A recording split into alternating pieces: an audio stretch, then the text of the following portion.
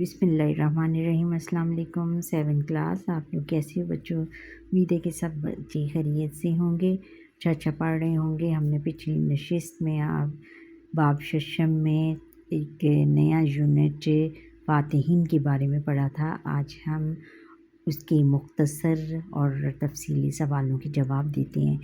سوال نمبر 2 اس میں ہے کہ مختصر جواب دیجیے۔ موسیٰ بن نصیر کا خاندان کس مذہب سے تعلق رکھتا تھا؟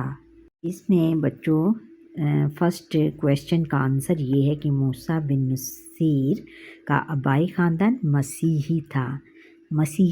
آبائی خاندان یعنی اس کا سارا پچھلا خاندان جو اس کا گزرا ہوا خاندان تھا وہ کیا تھا؟ مسیحی تھا، یعنی وہ عیسائی تھا۔ پھر بچوں نیکسٹ کویشچن نمبر 2 ہے کہ موسیٰ بن نصیر نے افریقی قبائل کو کیسے قریب کیا؟ بچوں اس سوال کا آنسر یہاں سے ہے کہ موسیٰ بن نصیر افریقہ پہنچے تو انہوں نے قبائل میں گھل مل کر یعنی ان کے ساتھ میل جول بڑھا کر انہیں یقین دلایا کہ مسلمان کی حیثیت سے ان میں اور موسیٰ میں کوئی فرق نہیں اور وہ انہی میں سے ہیں۔ اس نئے انداز پر بربر قبائل کو خوشگوار حیرت ہوئی، بہت زیادہ وہ خوش ہوئے، خوشی کا اظہار انہوں نے کیا۔ 7 کلاس اگلا کویشچن ہے، سوال نمبر 3 ہے کہ موسیٰ بن نصیر کا انتقال کب ہوا؟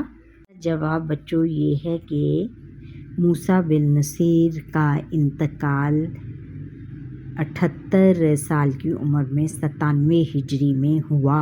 کب ہوا؟ موسیٰ بن نصیر کا انتقال 78 سال کی عمر میں 97 ہجری میں ہوا۔ اب چوتھا سوال ہے کہ طارق بن زیاد کا سب سے بڑا کارنامہ کیا؟ اس کا جواب بچوں یہاں سے کہ 7000 کے اسلامی لشکر نے پیش قدمی کی اور عیسائی حاکم نے 1 لاکھ کے لشکر کا سامنا کیا۔ گھمسان کا رن پڑا، آخر کار دشمن فوج کو شکست ہوئی اور شہنشاہ راڈرک نے مارا گیا۔ بعض روایتوں کے مطابق وہ بھاگ نکلا تھا جس کے انجام کا پتہ نہ چل سکا۔ اس اعتبار سے یہ جنگ فیصلہ کن تھی کہ اس کے بعد ہسپانوی فوج کبھی متحد ہو کر نہ لڑ سکی۔ فتح کے بعد طارق بن زیاد نے بغیر کسی مزاحمت کے دارالحکومت طلیطلہ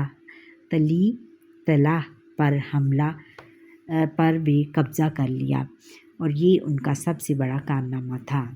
بچوں سوال نمبر 5 ہے کہ طارق بن زیاد کو کس علاقے کا گورنر بنا؟ جواب بچوں یہ ہے کہ طارق بن زیاد کو ہسپانیہ کا گورنر بنا دیا گیا۔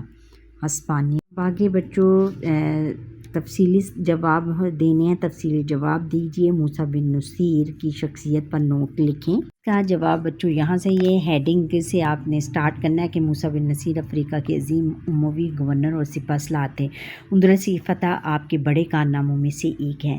موسیٰ بن نصیر کی پیدائش عہد فاروقی میں 19 ہجری میں ہوئی، یعنی حضرت عمر فاروق کے زمانے میں ہوئی۔ آپ کی تعلیم و تربیت اسی ماحول میں ہوئی جس میں مشہور خلیفہ حضرت عمر بن عبدالعزیز رحمۃ اللہ علیہ پرورش پا رہے تھے، یعنی آپ ان کے ہم جماعت تھے۔ موسیٰ بن نصیر کا آبائی خاندان مسیحی تھا اور یہ یہاں سے سٹارٹ ہو کر یہ آپ نے پورے اس کے جو پیراگرافس ہیں پورا لکھ کے پھر ان کے جو انتقال ہے اس کا آپ نے ذکر کرنا ہے کہ موسیٰ بن نصیر کا انتقال 78 سال کی عمر میں 97 ہجری میں ہوا۔ یہاں تک کہ پھر بچوں سوال نمبر 2 ہے تفصیلی سوالوں میں سے طارق بن زیاد کے بارے میں آپ کیا جانتے ہیں؟ تفصیل سے بیان کیجیے۔ بچوں آپ نے سارا طارق بن زیاد رحمۃ اللہ علیہ کے بارے میں آپ نے سارا یہ لکھنا ہے جتنا بھی اس بک میں کوٹ کیا گیا ہے۔ طارق بن زیاد بربل نسل سے تعلق رکھنے والے مسلم سپہ سالار اور امیہ کے جرنیل تھے اور بنو امیہ کے جرنیل تھے۔ یہ پھر بچوں آپ نے یہ پہلا پیرا اس میں دوسرے پیج پہ جو ہے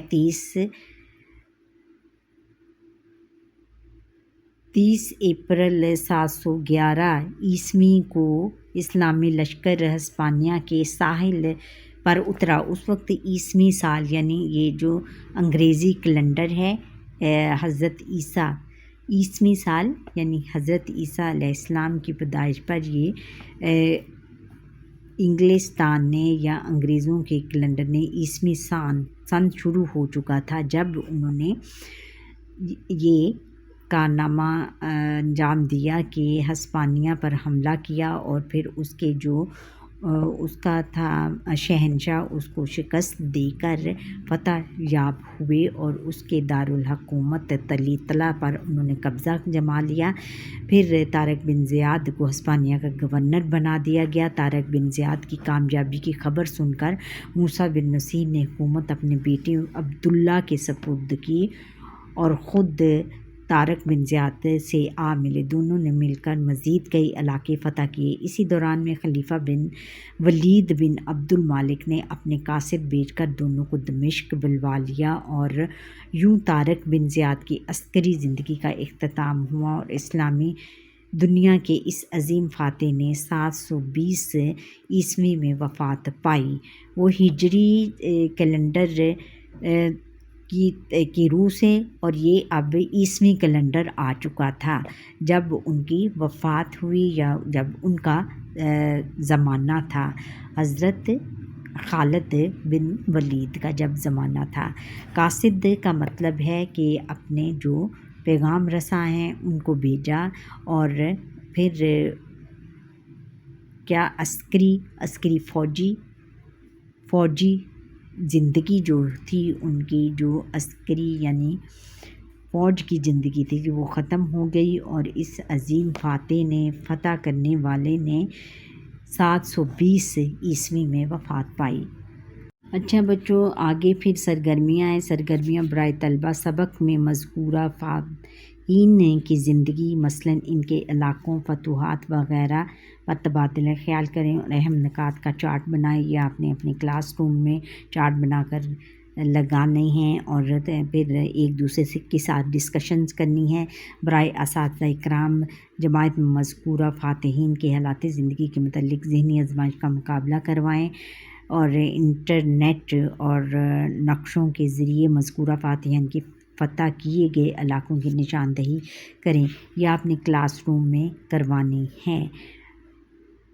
آپ کے اساتذہ کلاس روم میں استاد محترم کروائیں گے۔ اچھا بچوں یہ تھا ہمارا آج کا لیسن۔ امید ہے کہ آپ کو میرا لیسن پسند آیا ہوگا۔ پسند آیا ہے اگر پسند آیا ہے تو لائک کریں، شیئر کریں، کمنٹ کریں اور سبسکرائب کریں۔ اور بہت شکریہ جو میرا لیسن دیکھ رہے ہیں، سبسکرائب کر رہے ہیں، لائک کر رہے ہیں اور شیئر کر رہے ہیں۔ اللہ حافظ۔